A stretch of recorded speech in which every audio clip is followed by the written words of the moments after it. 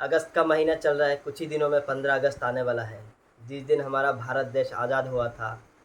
और अभी से ही कुछ लोगों के चेहरे से देश प्रेम की शहद टपकने लगा है और चारों ओर देश प्रेम की नदियाँ भी बहने लगी कुछ कुछ ही दिनों में। और कुछ लोगों का छाती गर्व के मारे सिर्फ चौड़ा ही नहीं, फटने भी लगेगा। और चारों ओर भारत माता की जय, ये गूंज से चारों ओर गूंज उठेगा। और न्यूज़ चैनल के लिए भी ये एक अच्छा अपॉर्चुनिटी है, अवसर है पैसे कमाने के लिए अपना टीआरपी को बढ़ा के। बस उनको बस यही करना है कि किसी एक बाबा जी को कहीं से इसे उठा के लाना है जो गेरुआ वस्त्र पहने होंगे, लेकिन उनको अपना गेरुआ वस्त्र का मतलब भी नहीं पता होगा और क्यों पहना जाता है वो भी नहीं पता होगा। तो बस उनके नाक के नीचे और मुंह के अंदर अपना माइक मतलब ठूस देना है और पूछना है, देश बड़ा है या धर्म। तो हमारा भी आज का जो विषय वस्तु वो है, देश बड़ा है धर्म। तो हरे कृष्णा, मैं भगवत दास आप सभी भक्तों का स्वागत करता हूँ मेरा इस वीडियो सेशन में। तो आज हम इस विषय पर चर्चा करेंगे कि देश बड़ा है या धर्म बड़ा है। तो इसको हम 3 सवाल के माध्यम से समझने की कोशिश करेंगे। तो हमारा जो पहला सवाल रहेगा वो है, देश पहले या धर्म पहले। और जो हमारा दूसरा सवाल रहेगा वो रहेगा, देश से प्यार करें या धर्म से प्यार करें। और तीसरा सवाल रहेगा, देश बचाए या धर्म बचाए। तो जो पहला सवाल है, देश पहले या धर्म पहले, तो इसको समझने के लिए हमें बस ये समझना है कि कोई भी देश किसी का कब होता है, या फिर कोई भी नागरिक उस देश का कब होता है, जब उसका शारीरिक रूप से उसका जन्म उस देश में होता है। जैसे जो पाकिस्तान में जन्म होता है उसके लिए उसका देश पाकिस्तान होता है और वो पाकिस्तान का नागरिक होता है। जो भारत में पैदा होता है या जन्म होता है उसके लिए उसका देश भारत हो गया, या फिर वो उस भारत देश का नागरिक हो गया। तो ये शरीर से रिलेटेड यानी भौतिक चीज़ें हैं, और हम ये शरीर है ही नहीं। बाकी आप लोग समझदार हैं। दूसरा सवाल है कि देश से प्यार करें या धर्म से प्यार करें। तो सबसे पहले हमें देश और प्यार, ये दोनों चीज़ का मतलब समझना पड़ेगा। प्यार क्या है? प्यार है प्रेम पूर्वक सेवा। जैसे प्रेम होता है एक तरीके से इंटेंजिबल, जिसको आप छू नहीं सकते, भावना है। और जो प्यार, जो सेवा होता है वो क्रिया होता है। जैसे कोई बच्चा अगर बोले, कोई आदमी अगर बोले कि मैं अपने माँ बाप से बहुत प्यार करता हूँ, इसका मतलब उसको प्रेम भी करना पड़ेगा, यानी उसके माँ बाप के लिए उसके मन में रिस्पेक्ट और भाव दोनों होना चाहिए। और साथ ही साथ उसके माँ बाप के लिए कुछ क्रिया भी करना पड़ेगा, जैसे देखभाल करना, हर चीज़ को उपलब्धि कराना, खाना पीना देना, ये सब कुछ। तो इसीलिए जब कोई बोलता है मैं देश से प्यार करता हूँ, इसका मतलब उसको मानसिक रूप से भी प्रेम करना पड़ेगा, शारीरिक रूप से भी कुछ देश के लिए उन्नति के लिए कुछ क्रियाएं करना पड़ेगा, तब कहा जाएगा असली प्यार। अब आते हैं देश पे। देश क्या है? देश कोई वस्तु तो है नहीं जिसको हम गले लगा पाए, और कोई पशु या कोई जानवर भी नहीं है जिसको हम गले लगा पाए, जिसका हम चुंबन कर पाए। तो देश क्या है? देश है भूखंड, देश है पहाड़ पर्वत, देश है उस देश का जंगल, उस देश का पेड़ पौधे, उस देश का नदियाँ, उस देश के सांस्कृतिक स्थल, उस देश की संस्कृति, उस देश की भाषा, उस देश का कानून व्यवस्था, उस देश के लोग, उस देश के समाज, ये सब जो उपादान है ये सब मिलकर देश बनता है। तो अब देश से प्यार का मतलब, ये जो उपादानों से ये देश बनाए, इस चीज़ की रक्षा करना या इस चीज़ का बचाव करना, इस चीज़ से प्यार करना कहा जाएगा। अगर हम ये चीज़ को नहीं बचा पा रहे, इस चीज़ को हम रक्षा नहीं कर रहे, इस चीज़ के लिए, ये सब चीज़ के लिए हम उन्नति नहीं कर, ये सब चीज़ों के उन्नति के लिए हम कुछ नहीं कर रहे, तो ये प्यार नहीं कहलाएगा।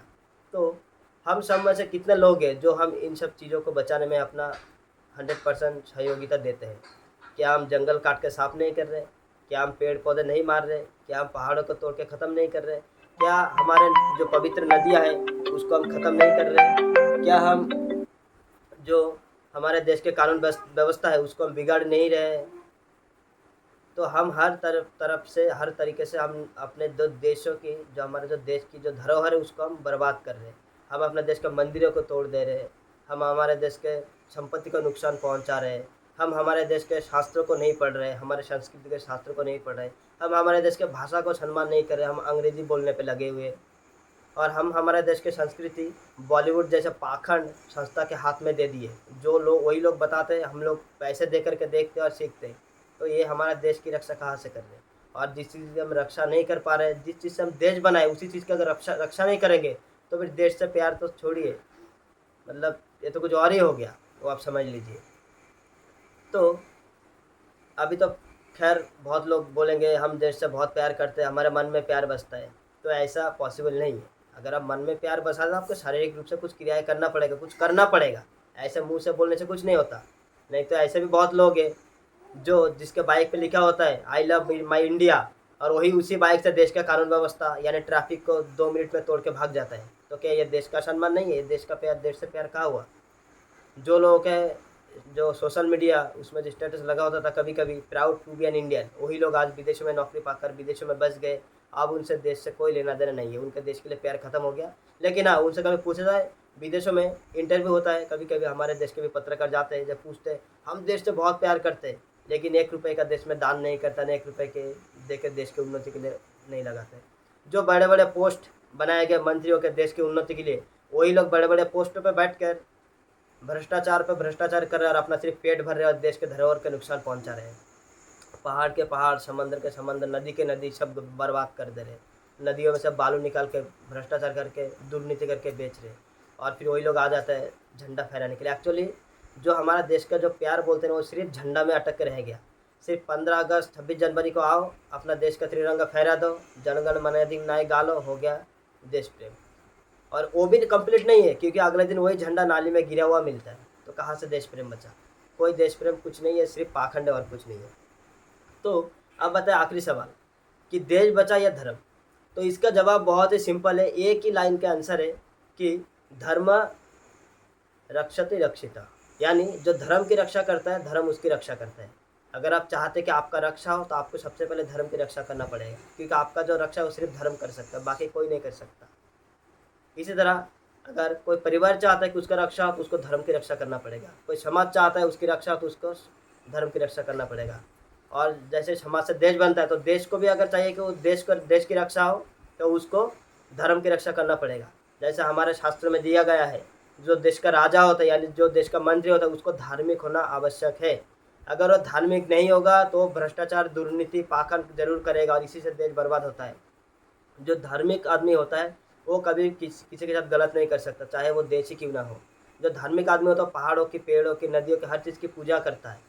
वो फिर वो चीज़ के लिए उसके मन में स्वाभाविक प्रेम उत्पन्न होगा और उस चीज़ की रक्षा करने की कोशिश करेगा। लेकिन जो बिजनेसमैन को अगर आप बना देंगे, बहुत बड़ा राजनीतिज्ञ को बिठा देंगे गद्दी पे, जिसके मन में धर्म से रिलेटेड कोई ज्ञान नहीं है, वो फिर देश के सिर्फ शोषण ही करेगा और सिर्फ झंडा फहराएगा और बोल देगा भारत माता की जय, बस और कुछ नहीं करेगा। ये देश प्रेम है ही नहीं। देश प्रेम तब होगा जब आप अपना धर्म की रक्षा करिएगा, आप अपना धर्म की रक्षा करिएगा, धर्म के पथ पे चलिएगा और धर्म के पथ पे चलते ही फिर आपका देश का रक्षा अपने आप हो जाएगा। तो इसीलिए सबसे रिक्वेस्ट है मेरा, जो युवा पीढ़ी है उनसे, कि अपने शास्त्रों को पढ़े, उसमें आपको जो पढ़ के जो ज्ञान मिलेगा उसी ज्ञान के माध्यम से आप देश की रक्षा कर सकते हैं। क्योंकि देश कोई वस्तु नहीं जिसको आप चुंबन कर पाए। देश है, देश से प्यार मतलब देश की धरोहर की रक्षा करना, हर चीज़ की रक्षा करना, तभी आपका भी रक्षा होगा। भारत माता की जय। हरे कृष्ण।